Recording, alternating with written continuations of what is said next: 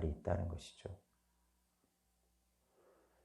세상 경험이 많은 노년에서는 세상 경험이 없는 젊은 사람들이 젊을 때, 세상 경험이 없을 젊을 때 많은 일들을 경험했기 때문에 시행착오를 겪으면서 살아왔는데, 젊은이들에게 그런 시행착오를 겪지 않도록 말을 해줄 수 있는 거죠.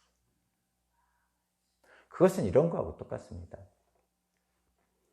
옛날에는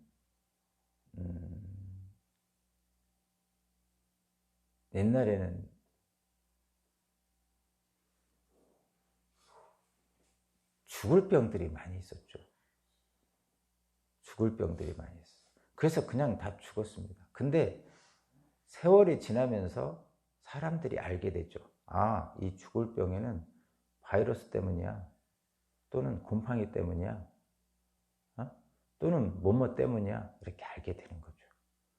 그러면 그에 대한 대비책을 인간들은 만들어 놉니다. 우리 앞세대 사람들이 연구를 한 거죠. 그리고 그 치료 방법을 개발한 거죠. 그래서 지금은 저와 여러분들은 문둥병이나 나병이나 또는 결핵이나 이런 거 없어지잖아요. 결핵 없어졌잖아요. 저 어릴 때만 해도 결핵으로 들어가신 분 많았거든요.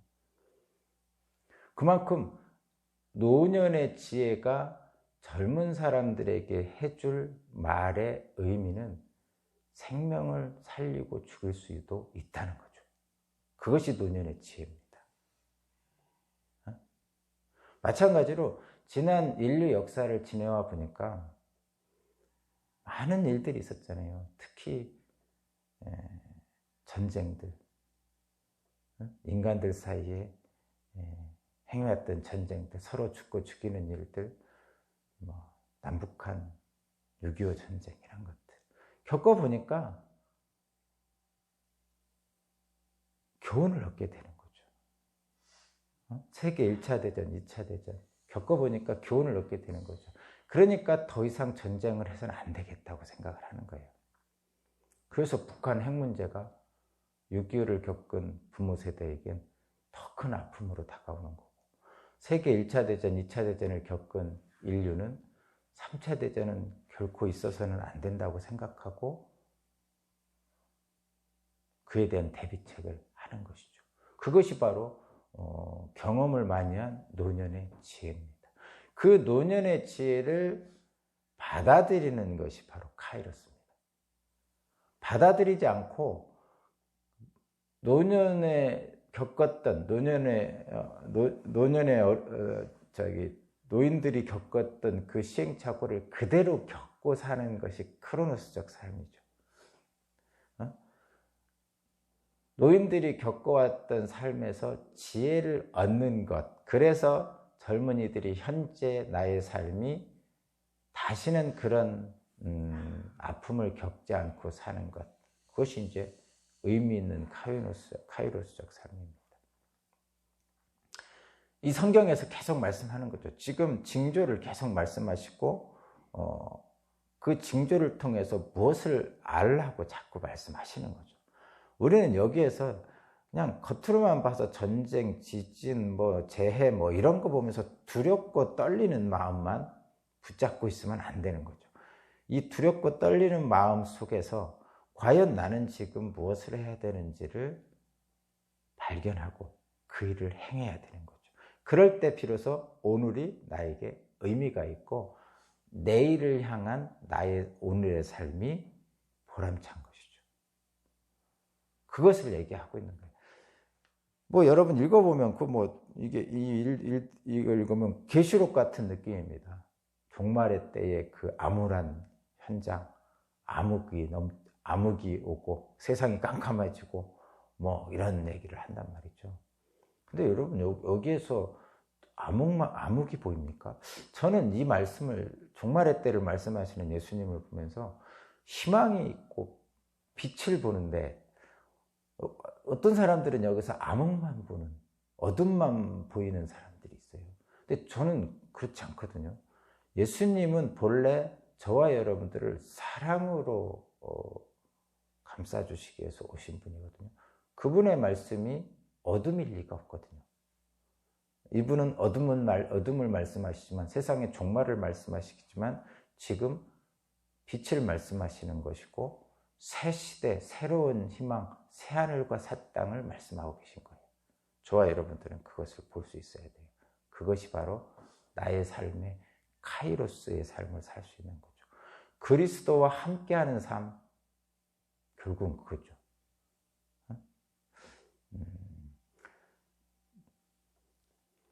지금 저와 여러분들이 사는 현대인은, 특별히 현대인, 과거에도 마찬가지였어요.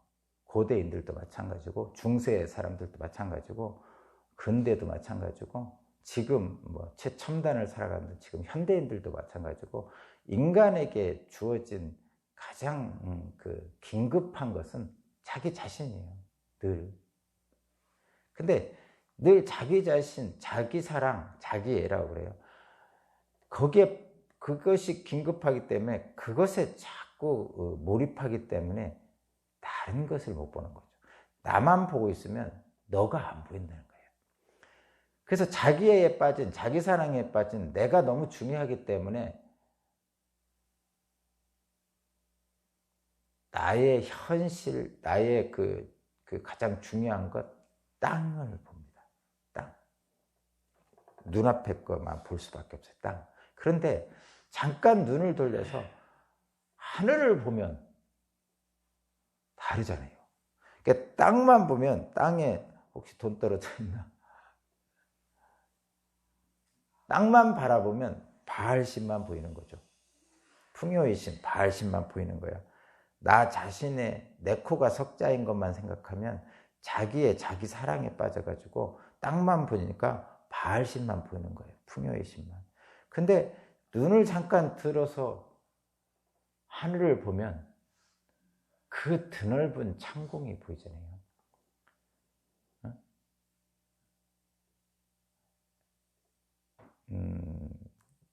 재밌는 거 하나. 돼지는 하늘을 못 본답니다. 고개를 못 들대요. 돼지들은 이렇게, 우리는 이렇게 서 있지만 돼지들은 이렇게, 우리들을 인간적으로 보면 엎드려 있는 거잖아요, 이제. 그죠? 근데 돼지는 고개를 위로 들지를 못한대요. 그냥 누군가가 비유한 걸 제가 들어볼게요. 그래서 어떤 각도 이상으로 이렇게 높이를 못 본대요. 옆에만 보는 거죠. 땅을 보고 옆에만 볼 수 있는 거죠. 고개를 우리처럼 이렇게 들어가지고 하늘을 이렇게 못 본다는 거죠. 그런 삶을 살면 돼지 같은 삶이다. 그렇게 표현하는 거예요. 그래서 예수님께서 돼지에게 진주 목걸이를 주지 마라, 이런 표현을 하는 것이죠. 그러니까 저와 여러분들이 땅만 바라보고 살면 크로노스적 삶을 살게 되고, 잠깐 눈을 들어 하늘을 보면 카이로스를 볼 수 있어요. 그래서 늘 그 하늘을 보라고 그러는, 성경에서 하늘을 보라고, 그리고 오늘 본문에서도 그렇지만 예수께서는 하늘에서 오신다고 하잖아요. 근데 그 하늘이 우리가 얘기하는 이 구름이 있는 공간적인 하늘을 얘기하는 건 아니겠죠. 그런 공간적인 하늘을 얘기하면 초등학교 저학년, 유치원생들이죠. 초등학교 저학년들도 좀 그렇게 안 하죠. 유치원생들, 3살, 4살짜리 이렇게 생각하는 거예요. 그래서 계속 하늘을 보라는 것은 나의 중심에서 예수를 보라는 뜻입니다. 그리스도 예수를 보라는 거죠. 그러니까 편협한 인간의 마음에서 좀 드넓은 하늘을 보면서, 예수를 보면서 가슴을 좀 넓게 피고 바라보라는 뜻입니다. 자, 자기 사랑에 빠진 우리는 땅만을 자꾸 바라보고 삽니다. 거듭 말씀드리지만, 그래서 풍요의 신 바알이 우리에게 너무 중요합니다. 물론 안 중요하다고 한 적 없어요, 성경에서는. 그래서 만나도 주시고 늘 삶의 조건들을 만들어 주시는 거예요. 마른 자리, 진 자리 갈아 넣으시면서 부모가 돌보듯이 하나님이 육체적인 돌보를 주십니다. 반드시.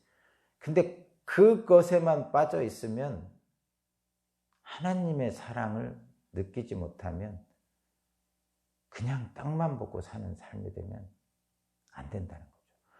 예수께서 행하신 기적만 보면 예수께서 가리키는 하나님 나라를 볼 수가 없다는 거예요. 그래서 자기 사랑에 빠져서 땅만 보는 우리들에게 하늘을 보라는 거죠. 그리스도를 보라는 거예요. 지금 그것이 이 징조를 말씀하시는, 종말의 때의 징조를 말씀하시는 예수님의 뜻입니다. 우리의 눈을 돌리라는 거죠. 왜서 눈을 돌리라는 거죠. 돼지처럼 땅만 보지 말고. 지금 사순절이죠. 사순절이 바로 그런 겁니다. 경건하게 살라고 그러잖아요. 경건하게 살라고 그러니까 우리는 그냥 단순하게 예수님이 이제 십자가에 달려 죽으니까 그 고통, 그 아픔을 같이 느끼자, 뭐 이런 쪽으로만 자꾸 생각하잖아요. 물론 같이 느끼는 건 중요하죠. 근데 방향을 달리 보자는 거예요. 우리는 우리 자신을 보고 있었는데 이 사순절에는 누구를 보자는 거죠? 그리스도 예수를 한번 봐보자는 거죠. 응? 그러니까 경건한 삶을 살자고 그래서 뭐 금욕적이고 이런 걸 많이 하잖아요. 뭐 그래서 사순절에는 고기도 안 먹고 뭐 즐거운 오락도 안 하고 그렇게 합니다. 뭐 그것이 잘못됐다는 것이 아니라 그렇게 해야 되죠.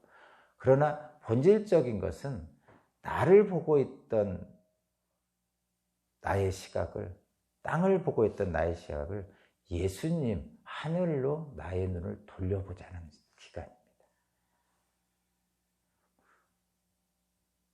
주일이 바로 그런 날이죠. 지난 6일 동안 세상에서 살았던 우리의 삶에서 주일날은 교회에 와서 주님을 바라보는 날이죠. 그러니까 우리가 바라보는 방향을 바꿔보자는 겁니다. 그것이 바로 크로노스에서 카이로스의 때를 보는 오늘 징조를 알라는 오늘 본문 말씀의 핵심입니다.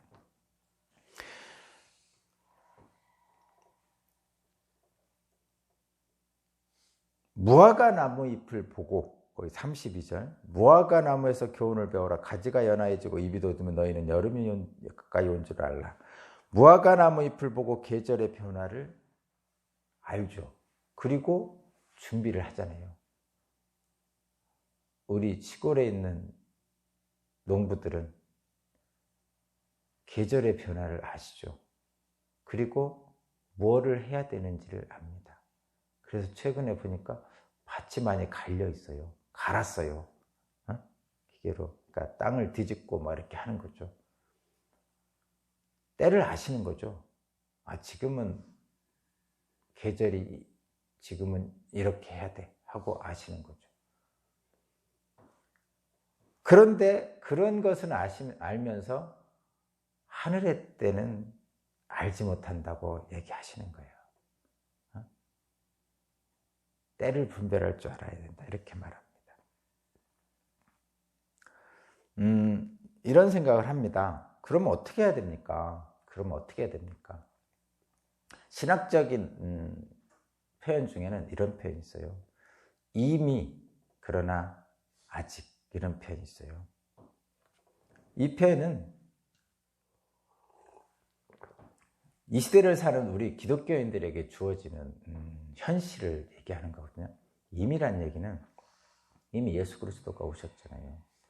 그래서 옛 시대는 가고 새 시대는 시작되었다는 거예요. 이미 시작되었죠.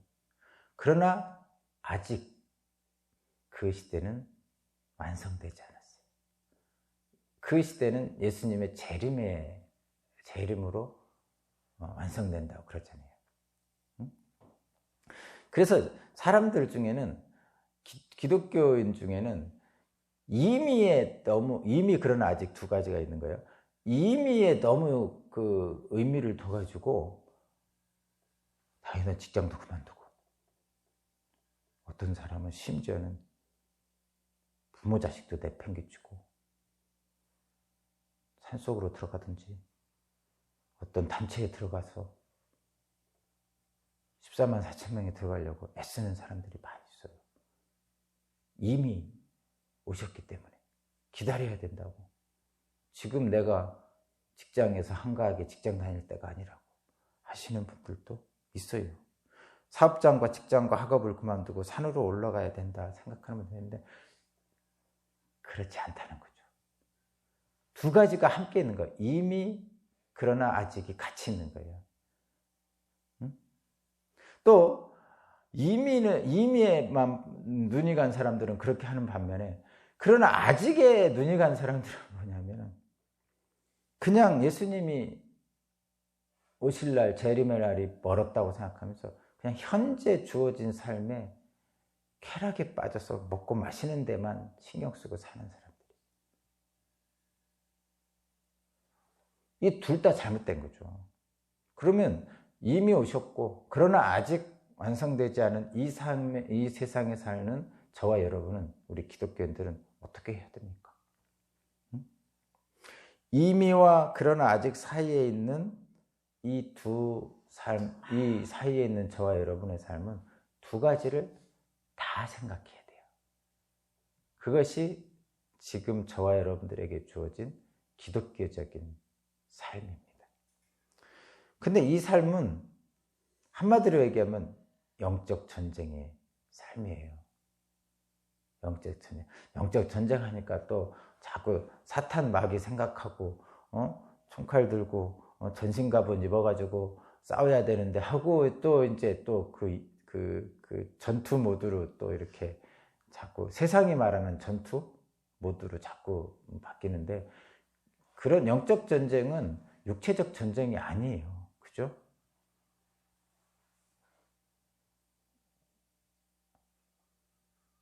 그러면 어떻게 해야 된다는 거예요?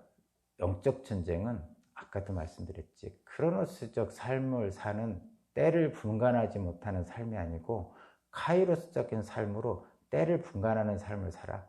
그러면 카이로스적인 삶이 뭐라고 제가 말씀드렸어요? 땅을 바라보는, 자기애에 빠져서 자기 사랑에 빠져서 땅만 바라보는 나의 삶에서 하늘을 보는, 예수님 그리스도를 보는 시각을 바꾸는 것. 그러면 내가 그동안 보지 못했던 것들을 보게 되는 것. 땅에서 하늘로 나의 눈을 돌리는 것이 영적 전쟁이에요. 영적 전쟁이라는 게 나의 현실적인 욕망 이런 데 너무 빠져서 주변 사람들이 안 보이는, 그래서 주변 사람들이 죽거나 말거나 나만 살면 돼, 이런 좀 이기적인 삶에서 주변 사람들도 바라보면서 나의 것을 나눠주기도 하고, 또는 그 사람과 함께 즐거워하고 기뻐하는 그런 하늘을 보는, 그리스도를 보는, 그렇게 나의 눈이 눈이 하늘을 보고 나의 품이 넓어지고 또 나의 지혜가 커지고, 이런 것들을 그렇게 바꾸는 것을 영적 전쟁이라고 하는 거죠. 주변에서 나를 누군가가 해코지할까 봐 그것을 방어해야 돼 하면서 방패를 만들든가 높은 담과 벽을 만든다든가, 주변에서 나를 찌르기 전에 내가 먼저 찔러야지 하면서 칼을 준비한다든가, 그런 것은 영적 전쟁이 아니죠. 그건 육체적인 전쟁을 하는 거예요. 영적 전쟁은 나의 옹졸했던 마음과 생각을 더 크고 품이 넓은 그리스도의 생각으로 바꾸어가는 과정을 영적 전쟁이라고 합니다. 그래서 노년의 지혜라는 것은 그런 것이죠. 옛날 같았으면 울그락불그락 했을 텐데 나이 드니까 그렇게 울그락불그락 할 일이 점점 사라지는 거죠. 오히려 울그락불그락하는 상대방을 안쓰럽게 생각하고 그를 진정으로 안아주는 거죠. 어떻게 원수를 사랑하는 것처럼 어떻게 안아주죠? 고슴도치를 안는 거죠. 고슴도치를 안으면 안을수록 고슴도치의 가시가 찔리잖아요. 예수께서 그렇게 하셨죠. 그게 원수예요. 근데 예수는 왜 안을 수 있어요? 고슴도치의 가시를 가지고 있는 고슴도치가 바로 내 자식이거든요. 그러니까 안는 거예요. 안으면 안을수록 가시에 찔리지만 안는 거죠. 그게 우리 주님이고 우리가 바로 고슴도치 같은 가시예요. 그런 가시 같은 우리를 주님은 안으신 거죠. 그런데 그렇게 안으신 주님을 하나님은 가장 높은 곳으로 올리신 거예요. 자, 우리는 이미와 그러나 아직 사이에서 살아가고 있어요. 여기는 영적 전쟁의 현장입니다. 종말을 때를 준비하는 지혜로운 그리스도인은 그래서 예수를 바라볼 수 있어야 돼요. 나의 삶 속에서 그리스도를 드러내며 사는 것이 바로 그것입니다. 오늘도 땅만 보는 것이 아니고 하늘로 눈을 돌려서 나 자신에서 그리스도를 향해 눈을 뜨는 그런 카이로스의 놀라운 하루가 저와 여러분에게 있기를 바랍니다. 기도드립니다. 하나님 감사합니다. 종말의 때에 주님을 기다립니다.